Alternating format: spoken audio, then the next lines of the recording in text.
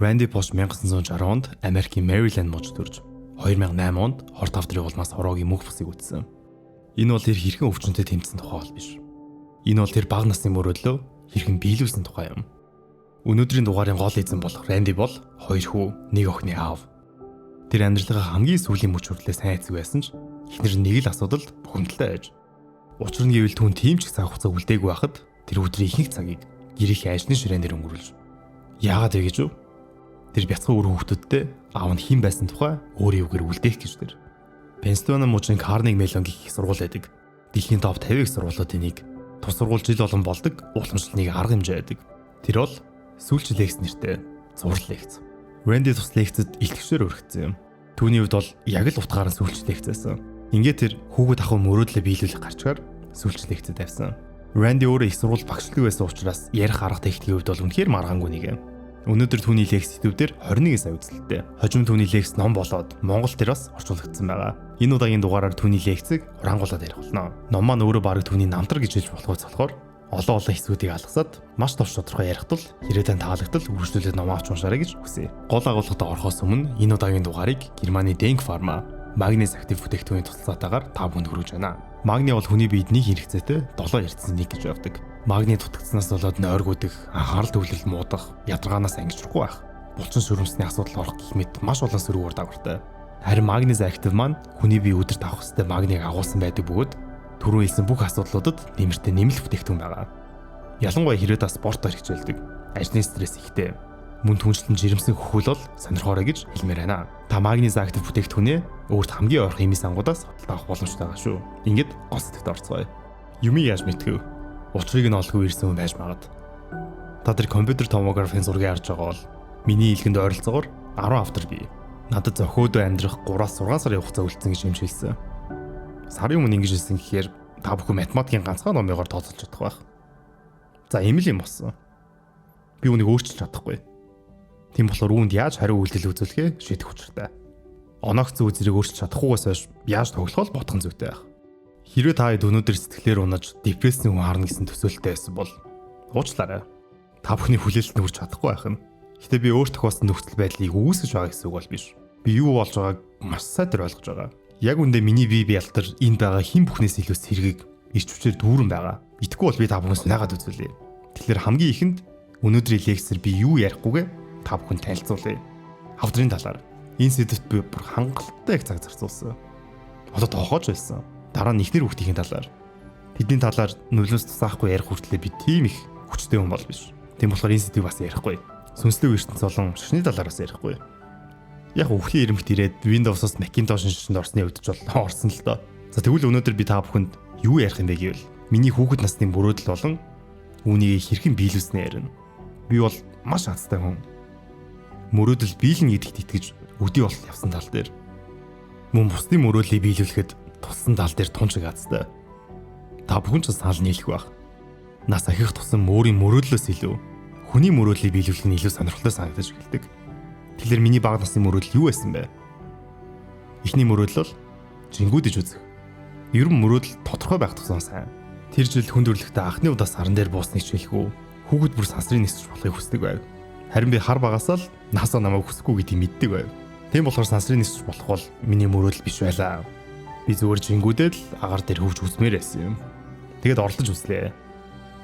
Хөлбөр тэг цэгтэг бүтлгөөдөв.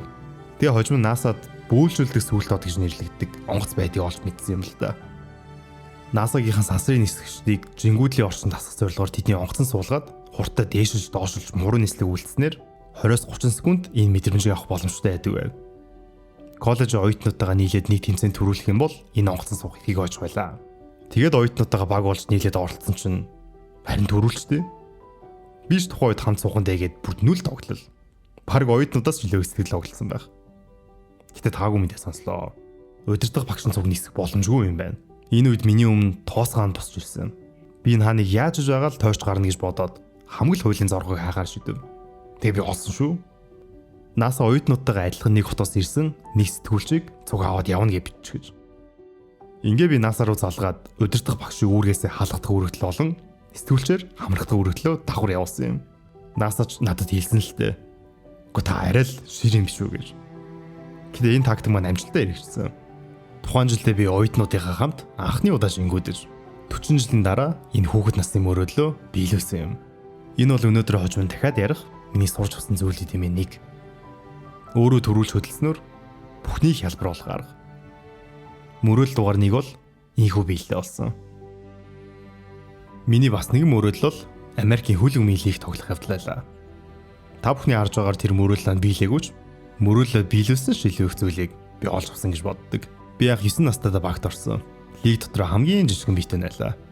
Харин манай дасгалжуулагч 193 см аврал биетэй. Хуучин зүг үзэл бодолтой хүн байдаг байлаа. Ингээд бэлтгэлийн ихний өдөр ирлээ. Тэр талбай дээр нэгч бөмбөггүй ирсэн юм. Бидэд гайхаад нэг хөвгөд бүр дасгалжуулагчаас асуулаа. Уучлаарай. Бөмбөг хаана байгаа юм бол? Тэгтэл дасгалжуулагч грам хариуд нь хөл өмгийн талбайд нэг дур хэдэн хүн гардаг вэ гэж асуув. Нэг багт 11 хүн юм чинь 22 хүн. Тэгвэл нэг дур хэдэн хүн бөмбөгт хүрдэг вэ? Нэг хүн. Яг зөв. Тийм болохоор хэдүүлээ үлдсэн 21 хүний хийх ёстой зүйлийг давтаж сурах болно гэж. Ердөөсөө хамгийн чухал зүйл бол суур. Оюутнуудын нэлээх нь үл тоомсорладагч их сургуулийн профессор болсон хүний хувьд суур хамгийн чухал гэдгийг яс махандаа шүмтлээ ойлгож ирсэн. Юутаж дасгалжуулагч грамаас олон юм сурсан. Тэр намайг үнэхээр их чангалдаг байлаа. Буруу байна. Дахиад хий. Болоогүй байна. Би хэдэн удаа чонд хэлэх ёстой юм. Гар дээрээс үнэ гэдэл. Нэг өдөр бэлтгэл дууссаны дараа туслах дасгалжуулагч маань ирээд надад ингэж хэлж ажиллаа. Грам чамайг нэлээд зоож байна уу? Надад ч тэгвэл сайн хэрэг. Чамайг бүтлгүүдэх үед хин чамд юу ч хэлэхгүй бол чи буруу азар байна гэсэн үг шүү. Энэ хичээлийг би бүхэл амьдралынхаа туршид мартаагүй. Сонсмооргүй байж болох ч шүүмжлэх хөвсөн чамд хайртай. Чамд анхаардаг хүмүүс л хэлдэг. Хүүхдэд өөрийгөө үнэлэг хүнлэмж өгөх талаар орчин цагт их ярьдаг болж. Энэ нь та өгөөл болчих зүйл бол биш. Үүнийг бий болгодог юм. Тэдэнд хийж чадах зүйлийг даалга. Тэд чаддаг болоо чармаа. Та харин энэ үйл явцаа тавтаад л. Би өсвөр наснаас хойш дасгалжуулагч грамыг хараагүй ч бууж өмөр санагдах үрд саанд нь тэр урган гарч ирдэг. Шаргуу ажиллахыг илүү сайжрахыг шаарддаг. Тэр надад насан турш хэрэг холбоо бий болгосон. Эцэг эхчүүд хөл өмбөг, усан сэлэл гэх мэт спорт түүхтэй явуулдаг нь спорт сурах гэсэнтэй биш. 3-аас төгс шиддэг болчоосэй гэж хүсдэгтэй биш. Тэднийг сураасаа гэж хүссэн хамгийн чухал зүйлс бол багийн ажиллагаа, зөвөрлөлгүй орлого, тамирчны самбаа, шаргуу хөдөлмөрийн үнц нь бэрхшээлийг даван туулах чадвар юм. Шууд бус сурахын сурах бүр маш чухал. Сайн ажиллал бидний өдөр тутмын амьдрал энэ боломжоор дүүрэн байдаг. 1969 онд Disneyland үзэх гэж аав ээж хамт хилийн чаныг зорьсон юм. Disneyland бол миний хувьд дэлхий дээрх хамгийн төгс газар байдаг байлаа. Би өшөө их тоглох юмсан гэж бодохын оронд ийм гоё газрыг хийдэг хүн болох юмсан гэж мөрөөдсөн юм. Ингээд 20 жилийн дараа Carnegie Mellon их сургуулиас компьютерийн шинжилгээ ухааны доктор профессорын зэрэг авахдаа энэ боловсрол надад ямар зүйлийг хийх хязгааргүй чадвар олгож вэ гэж ойлгоод Walt Disney-гийн Imagineering компани руу ажилд орох хүртэл хэлгээсэн билээ. Хариуд нь Disney-гээс надад энэ ертөнцийн дээрх хамгийн ийдэг тэнцээгүй гэсэн хариун цагт ирсэндээ. Энэ бол миний хувьд ухралт байсан. Гэтэ та бүхэн санаарай. Бидний өмнө гарч ирдэг тэр тоосон хан бүхэн ямар нэг учир шалтгаантай байдаг. Тэр цаашаа газар үгүй гэж хэлхийн төлөө гарч ирдэггүй. Тэр хан бид мөрөөдлөө хэр чин үнэнч хүсэж байгааг мэдрүүлэх гэж гарч ирдэг. Үүнийг мэдэх тэр боломжийг бидэнд олгодог. Тоосон хан үнэн сэтгэлээсээ хүсэж мөрөөдсөн хүн ба мөрөөдөөгүй хүнийг ялах гэж гарч ирдэг. Үүнээс нэх бодлого.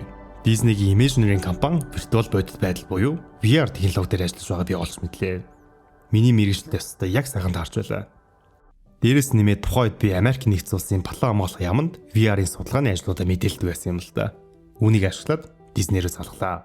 Сайн байна уу?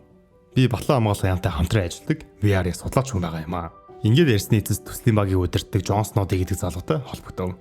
Энэ бол нойтон амуурч бүр хэдэн ч удаа залгасан гэж бодож байна. Юутаж түүнтэй уулзгаар болсон. Түүнтэй уулзгаар явахаас өмнө би 18 цаг гэрийн даалгараа хийлээ. Иргэн тойрны хүндэт профессорудаас Disney-гийн төслийн талаар асуулт асуух боломж гарвал та юу гэж асуух вэ гэж асуултад цуглуулж бүгдийг нь цээжилсэн яриг. Миний ойсон амжийн асуудлыг мэддэг хүмүүсийн үед би бүр ямар их хичээл зүтгэл гаргасныг ойлгох байх.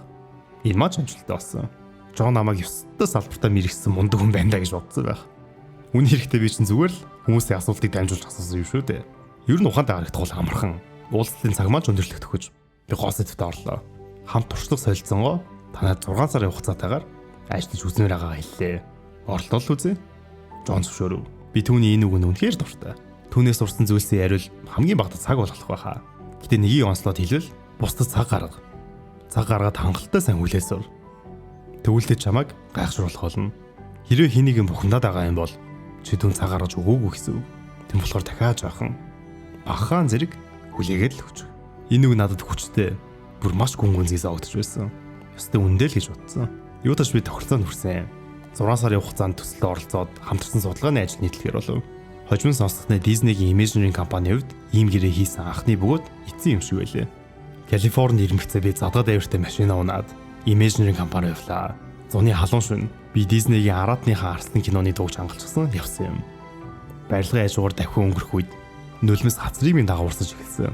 Disneyland-д ирээд нүдэ бүлтийлгээ зогссон мөнөөх 8 настай хүүгийн том болсон үйлбэр нь би энэ шүү дээ. Эцэст нь би ирлээ. Би төсөөлөн бүртгэгч болжээ. Мөрөөл биелнэ гэдэг нь болжээ. Гэрээ дуусны дараач би 7 хоногт нэг удаа консалтинг буюу зөвлөх байдлаар Imagineering-д ажиллахаар шийдэж 10 орчим жил ажиллав.